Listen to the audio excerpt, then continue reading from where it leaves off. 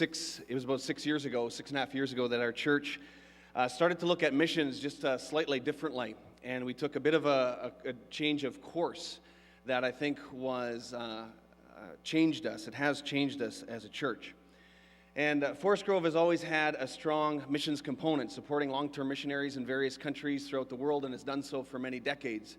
And it's something that we have great joy in being a part of. But there was this increasing desire and this groundswell of a vision that started to emerge of this desire of being maybe a little bit more impactful in one location, maybe being a little bit more effective in some of our discipleship and what we might do. And so we started to look at this idea of focusing in a long-term way in one location and saying, what might happen if we were to do that? And we looked at how we might connect short-term missions teams together with long-term missionaries. And so while we still supported many and continue to support many long-term missionaries in different countries, there was a shift and a desire to focus in one location. And I want to just show you, as you will see behind me, some pictures of some of our teams in recent years and some of the experiences just in this last year these pictures are from.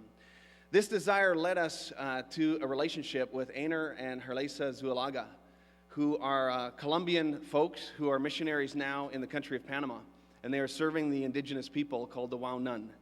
And the connection for our church was very significant because we had sent out Trevor and Joan Goddard from our church almost 25 years ago, and they had gone to Colombia. And through their ministry, Einar and Harlesa came to know the Lord. And they were discipled by Trevor and Joan, and they connected, and they were married, and then they felt this call to missions, and they went to the country of Panama and felt this call to these indigenous people. And so it seemed to make sense for us as a church to rejoin some of the fruit of what God had done through Trevor and Joan's ministry and to support Einar and Harlesa in their ministry with the Waunun people. We decided to do so in a very intentional way, and so we developed even a written covenant that spoke about what this relationship would entail. The desire for mutual blessing, that not only are we there to serve them, but we also would expect that they would bless us and that we have much to learn from them if we have the right posture to do so. And so our ministry was to support the Zulagas and what they were doing in Panama with the indigenous people. And so as we send teams year after year, our first question to them is, what would you have us do? How can we serve you and your ministry? In 1 Corinthians chapter 3, the Apostle Paul, he talks about some of his co-workers, specifically Apollos. And he talks a little bit about the different roles that different people have in ministry. And Paul talks about the fact that some plant seeds, some water, and it is God that gives the increase. And he says that the most important thing is that God is the one who gives the increase. But that the one who plants and the one who waters do so with the very same purpose, for kingdom purposes. And this last February, I had the opportunity, together with Kevin Weens, who is an associate pastor in our church and who was very involved in leading some of the first short-term teams that went to Panama. Kevin and I had the chance to be at the 150th celebration of the Panama Conference in a small city called Chepo. And we had a very interesting perspective, and it was just such a privilege to be there and to be a part of this celebration as these people celebrated 50 years of Mennonite Brethren involvement with the Waunun people in Panama, and also trying to understand what does it mean to be part of this 150-year movement of what it means to be Mennonite Brethren. And so it was a wonderful celebration. And for those of you who think that some of our gatherings go a little bit long, Kevin and I have no sympathy for you. At the one evening after a full day of sessions in 35-plus degree heat with 100% humidity and in no air conditioning, sitting on metal chairs, we began our evening session at 7 o'clock, and we started the communion service at midnight. And we finished our evening at 1 a.m., and then we started saying our goodbyes. And so if you are here late tonight, we have no sympathy for you. But what was so significant for me in that gathering this last February was similar to what Wally said, this idea of standing on the shoulders of giants. And for me, it was so humbling to get a perspective of some of the giants who have been involved in Panama over the years. And I think of Jacob Lowen, David Wershey, people like Harold and Helen Enns, people like John and Janice Gertz, Herta Voth, and so many others who have served in Panama for decades. And now who have planted the seeds, developed a relationship, built trust, explained the gospel, led people to the Lord, raised up leaders. And now that as a church have a privilege of entering into that and seeing some of this and supporting the new missionaries that are there, Einar and Harlesa, as they start to see the fruit of some of those who have gone before them and just the blessing that that has been. And so the fruit for us as a church has been many. We have seen many things that have been a benefit for us. We've had over 65 people from our congregation on the ground in Panama seeing firsthand the frontline mission work of Einar and Harlesa, and have been blessed in so many ways as these groups have gone. These groups have been intergenerational. We've had many father-son teams, mother-daughter teams, and vice versa. We had one family of 4 who went together. Their entire family went down there. Our teams have also been international, as we have partnered with the Colombian Conference, who also support Einar and Harlesa where they are from. And so each team that goes now partners with some who come from Colombia, and we share with them in this ministry, and it has been such a blessing. We've also gained the fruit and the benefit of just getting another picture of what it means to be missionally minded, as we as a church also struggle with that and desire to follow God's heart in reaching out in our own city.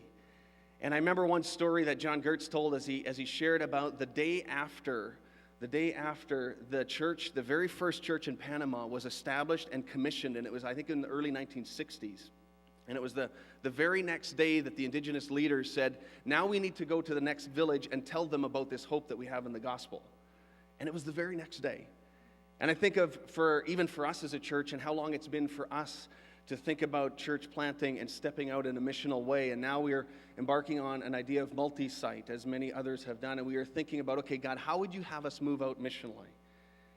And a couple of months ago, I was together with Ewald Unruh and other leaders from the conference and pastors. We were in New York City, and we were in downtown Manhattan and talking and discerning and praying about what does it mean to be missional? What does it mean to reach our cities for Christ? And it strikes me that same heartbeat, that same DNA is there in our MB conference today throughout the churches as we wrestle with what does it mean to reach our cities. But what struck me as I think back to our history and this importance of understanding our histories and even other cultures, of thinking of these Waunan people on the banks of these rivers in Panama who had that same DNA. The day after they bless and commission a church, they say, okay, now we have this gospel, what are we going to do with it? And that was the theme that went through this conference and this celebration in February as they celebrated 50 years of MB influence and involvement within the country of Panama, and what a blessing that was. This partnership has also given us an opportunity to use this template in other settings within our city. We have used this same template as we look at inner city missions in Saskatoon and a partnership with an organization called The Bridge, and using this same covenant as a way to define the parameters of our connection there and our partnership and what it'll be. Such a blessing to be at this convention and see 30 young leaders recommit their lives to serving the kingdom of God and just pouring into the gospel and whatever God would have them do. This partnership is so much more than just finances. We had a group of our leaders there just over a year ago, and I think Sam Dick was there from MBMSI as well too. And at this meeting, one of the leaders of the Waunan, named Abdulio, he said to our group that was there, he says, we don't really need your money. He says, what we want is we want to be family. He says, we want to have relationships. We want to have this mutual blessing together. And so that is some of what our church has gained from this as we've been involved in this way. It's also helped us to see that God is not a God of scarcity, that it is not a zero-sum game, and that even as we focus in a little bit more intentionally with resources and teams and focus in one area of missions with one of our long-term missionaries, it hasn't taken away from our other long-term missionaries. And in fact, they have felt more blessed and more encouraged as well as our church sees what can happen as we focus in one place in a more intentional way. And so we've had many benefits from this relationship, many benefits of joining in with what God is doing as He provides the increase, many benefits of seeing where some plant and some water, and yet we all work with the very same purpose. And these past 6 decades of involvement in Panama with the Mennonite Brethren missions has seen about 15 indigenous MB churches that are fully MB. They are part of us. Over 750 members. And it is such a privilege to call so many of them friends, these people who live in the jungles and in the cities of Panama. It's enriched our lives, it's increased and made our discipleship more effective. It's expanded our vision both globally and also locally, and it's given us greater missional hearts. And we have been blessed beyond measure. Thank you.